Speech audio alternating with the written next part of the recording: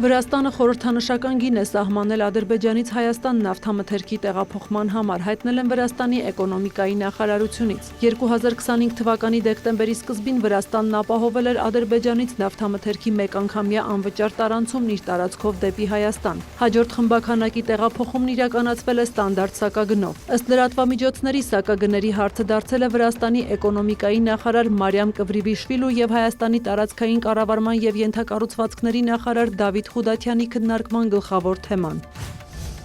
Սլովակիայի վարչապետ Ռոբերտ Ֆիցոն սպառնացել է դադարեցնել էլեկտրաէներգիայի արտակարգ մատակարարումն Ուկրաինային, եթե դրուժբա խողովակաշարով դեպի Սլովակիա նավթի տարանցումը չվերականգնվի։ Ֆիցոն Ուկրաինայի նախագահին վերջնաժամկետ է տվել մինչև փետրվարի 23-ը։ Հունգարիայի վարչապետ Վիկտոր Օրբանն իր հերթին հայտարարել է, որ կառավարությունը դիտարկում է Ուկրաինային էլեկտրաէներգիայի արտակարգ օգնության դադարեցումը, եթե նավթի մատակարարումները չվերականգնվեն։ Հունգարիայի արտգործնախարար Պետեր Սիարտոն էլ հայտարարել է, որ երկիրը կարգելափակի 90 միլիարդ եվրոյի չափով Եվրամիության վարկի տրամադրումն Ուկրաինային այնքան ժամանակ, քանի դեռ չի վերսկսվել դրուժբա խողովակաշարով դեպի Հունգարիա նավթի տարանցումը։ Ավելի վաղ Հունգարիան եւ Սլովակիան դադարեցրել են դիզելային վառելիքի մատակարարումն Ուկրաինային։ Նրանք Կիևին մեղադրել են ռուսական հարվածներից վնասված խողովակաշարի վերանորոգումը դիտավորյալ հետաձգելու համար։ Եվրոպեյսկայա Պրավդան վկայակոչելով ԵՄ-ում Ուկրաինայի առաքելության նամակը գրել է, որ Կիևը Եվրամիությանն առաջարկել է դեպի Հունգարիա եւ Սլովակիա նավթի փոխադրումների համար վնասված դրուժբայի փոխարեն օգտագործել Օդեսա Բրոդի նավթատարը,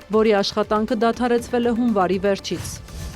Ուկրաինայի նախագահ Վոլոդիմիր Զելենսկին ՆԱՏՕ-ի գլխավոր քարտուղար Մարկ Ռյուտեի հետ հեռախոսազրույցում քննարկել է ԱՄՆ-ի եւ Ռուսաստանի հետ հաջորդ եռակողմ հանդիպման նախապատրաստումը եւ կողմերի դիրքորոշումների հնարավոր փոփոխությունները։ Զելենսկին եւ Ռյուտեն համաձայնեցրել են դիրքորոշումները դիվանագիտական աշխատանքի հիմնական հարցերի շուրջ։ Քննարկվել է նաեւ Ուկրաինային օգնությունը եւ երկրում տիրող էներգետիկ իրավիճակը։ Զելենսկին նաեւ հանդիպել է Փարիզի քաղաքապետ Անի Դալգոյի հետ, քննարկել խաղաղության հասնելու դիվանագիտական ջանքերը, էներգետիկ աջակցությունը եւ Ուկրաինայի վերականգնման կարեւորությունը։ Ֆրանսիական պատվիրակությունը Կիևին գեներատորներ է փոխանցել։ Ավելի վաղ Զելենսկին հայտարարել էր, որ Ուկրաինան չի պարտվում Ռուսաստանի դեմ պատերազմում։ Ավելին, նրա խոսքով հարավային ճակատում Կիևը հակահարձակման արդյունքում ազատագրել է 300 քառակուսի կիլոմետր տարածք։ Ուկրաինան դեռ վերահսկում է Դոնեցկի մարզի 1/5-ը, Ռուսաստանը վերահսկողություն է հաստատել գրեթե ամբողջ Լուգանսկի մարզի նկատմամբ։ Զելենսկին հայտնել է, որ թե ԱՄՆ-ն, թե Ռուսաստանը պահանջում են, որ Կիևը դուրս բերի ուժերը Դոնբասի ամբողջ տարածքից, եւ այդ ժամանակ պատերազմը կավարտվի հենց վաղը։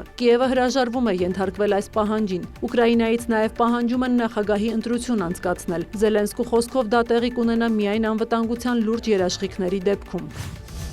ԱՄՆ նախագահ Դոնալդ Թրամփը 150 օրով 10% մաքսատուրք է սահմանել բոլոր երկրներից ներմուծվող ապրանքների նկատմամբ, երբ Գերագույն դատարանն անօրինական է համարել նրա սահմանած մաքսատուրքերի մեծ մասը։ Նոր մաքսատուրքերն ուժի մեջ կմտնեն փետրվարի 24-ից։ Դրանք երկարաձգելու համար նախագահին հարկավոր կլինի կոնգրեսի հավանությունը։ Թրամփը քննադատել է դատարանի որոշումն, այն անվանելով անհեթեթ։ Այնուամենայնիվ նա ենթարկվել է որոշմանը եւ չեղյալ հայտարարել այն մաքսատուրքերը, որոնք դատարանն անօրինական էր համարել։ Ըստ Գետների Գերագույն դատարանի որոշումը ենթադրում է, որ 2025 թվականի ընթացքում հավաքագրված մոտ 175 միլիարդ դոլարի մաքսային եկամուտները ենթակա են հնարավոր վերադարձի։ Ըստ Թրամփի, սակայն, այդ հարցի շուրջ դատական գործընթացը 2-ից 5 տարի կտևի։ ԱՄՆ Գերագույն դատարանի որոշմանն է անդրադարձել Ֆրանսիայի նախագահ Էմանուել Մակրոնը։ Նրա խոսքով լավ է, որ ժողովրդավարություններում կան իշխանությանը հակակշիռներ եւ օրենքի գերակայություն։ Ֆրանսիան կդիտարկի 10% մաքսատուրքերին արձագանքի տարբերակները, ասել է Մակրոնը հավելելով, ամենաարդար կանոնը փոխադարձությունն է։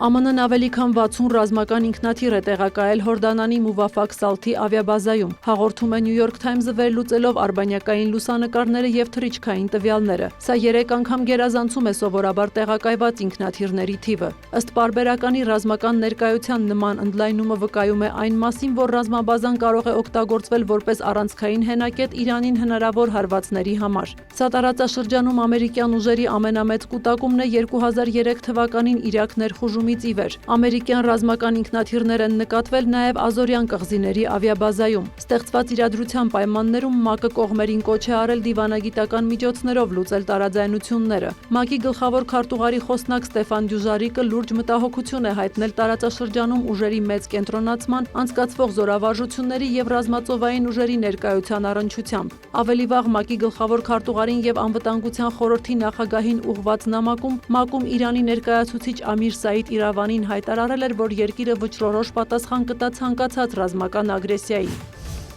Իրանում հրապարակվել է անցյալ տարվա վերջից այս տարվա հունվարի կեսերը երկրում տեղի ունեցած ցույցերի ժամանակ զոհվածների ամբողջական ցուցակը։ Իրանի արտգործնախարար Աբբաս Արաղչին հայտնել է, որ կառավարությունը հավատարիմ մնալով լիակատար թափանցիկության խոստմանը հրապարակում է ցույցերի ընթացքում զոհված 3117 անձի ամբողջական ցուցակը, որում կա ոստիկանության 200 սպա։ Ավելի վաղ Իրանի իշխանությունները հրապարակել էին ցույցերի ժամանակ զոհված 2986 մարդկանց ցուցակը։ Բողոքի ակցիաների պատճառը երկրում խորացող տնտեսական ճգնաժամն է եղել, այդ թվում ազգային արժույթի փոխարժեքի կտրուկ անկման ֆոնին։ Սյուզաննա Չրաղյան, լուրեր։